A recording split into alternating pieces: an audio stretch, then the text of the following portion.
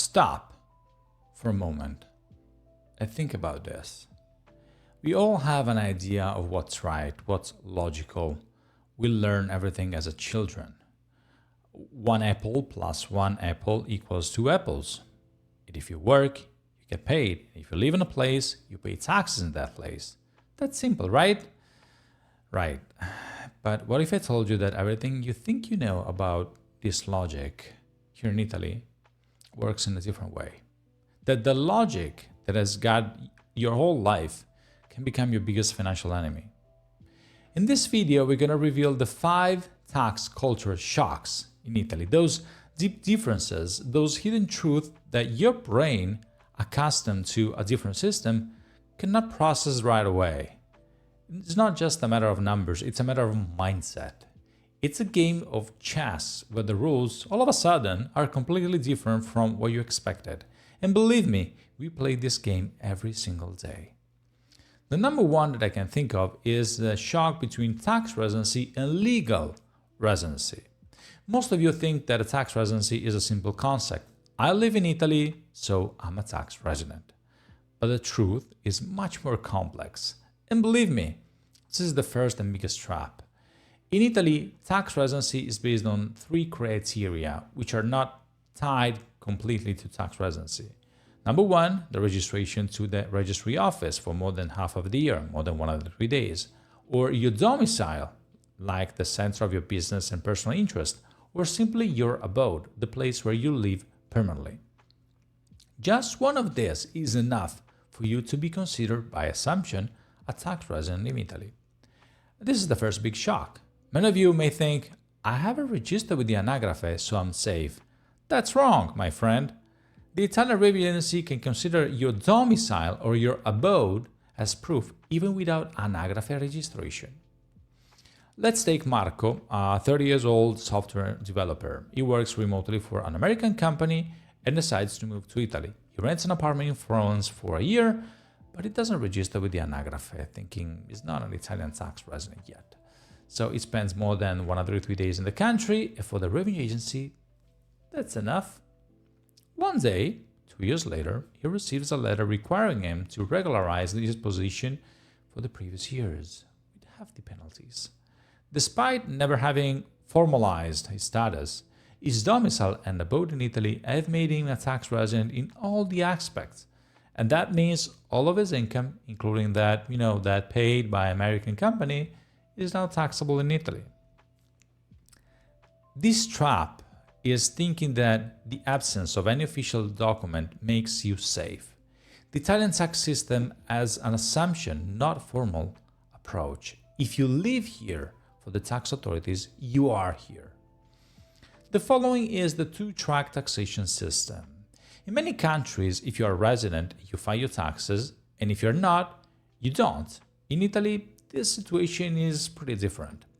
If you're a tax resident in Italy, you must declare all of your income, no matter where it was produced in the world. The Italian tax authorities do not distinguish between Italian income and foreign income. It's just the worldwide taxation principle applied. The shock comes when you think, I already pay taxes in my home country, so I don't have to worry about it anymore. Unfortunately, that's not how it works. You still have to declare that income to Italy, and then, thanks to the dual taxation treaties, you can possibly claim a credit to the taxes you already paid abroad. Let's meet Anna, who moves to Italy to enjoy her retirement age.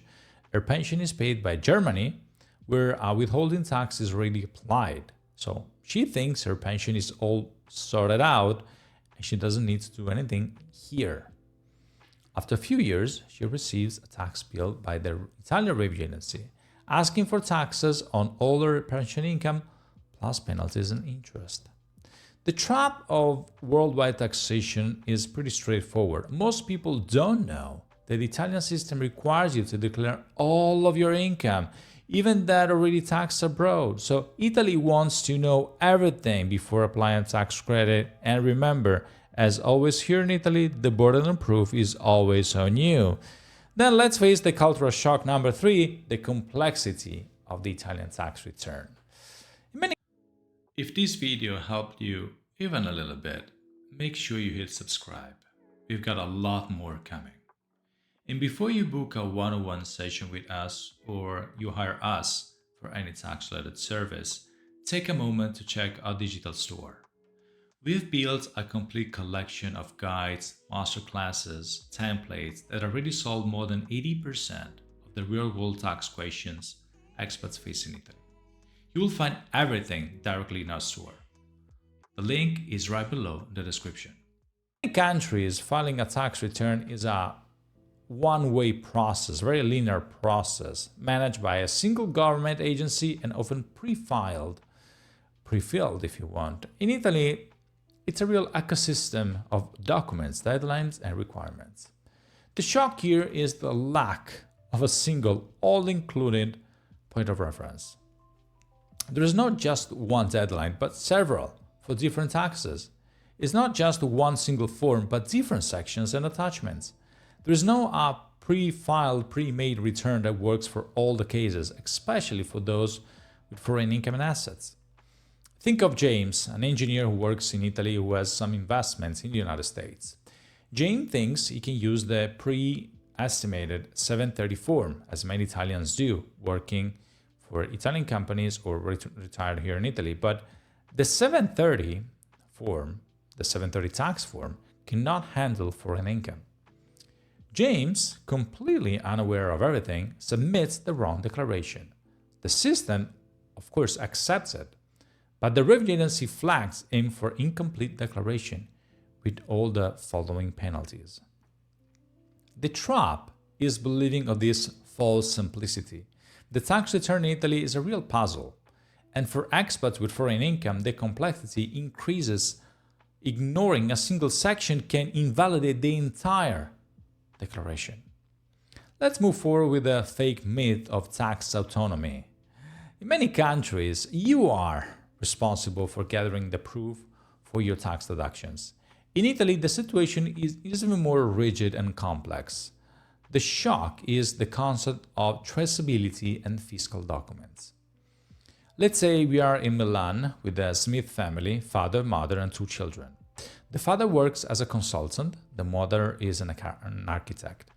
They spend thousands of euros on medical expenses for their children, school fees for private schools, and renovation costs for the house they just bought.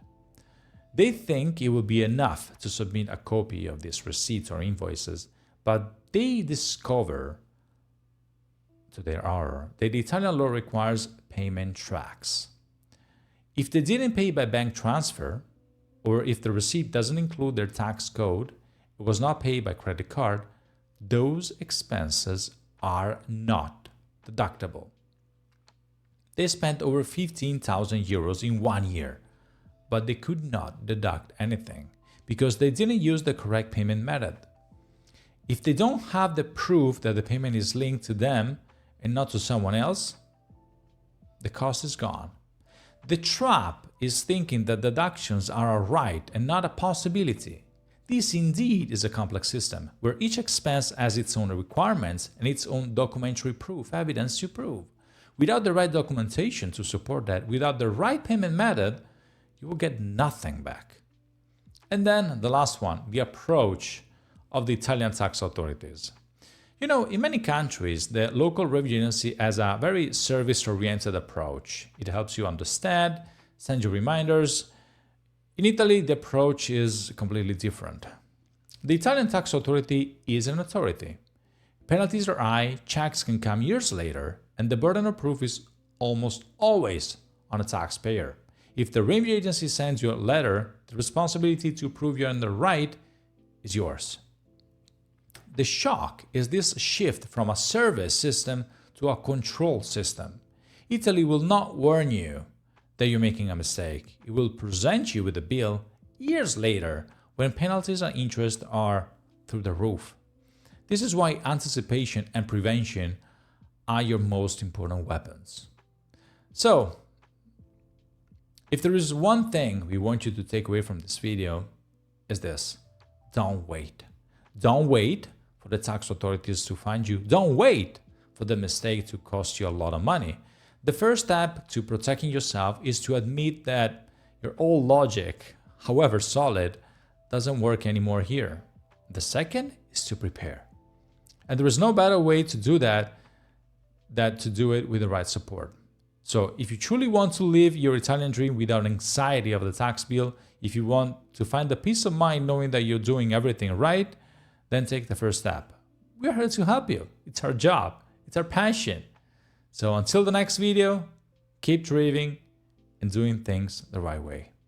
Thank you for watching.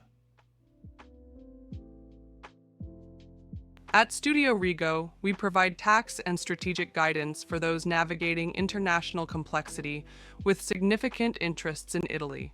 We work quietly, precisely, and always with the long term in mind. If you expect nothing less than clarity and control, you'll know where to find us. Thank you for watching. See you in the next video.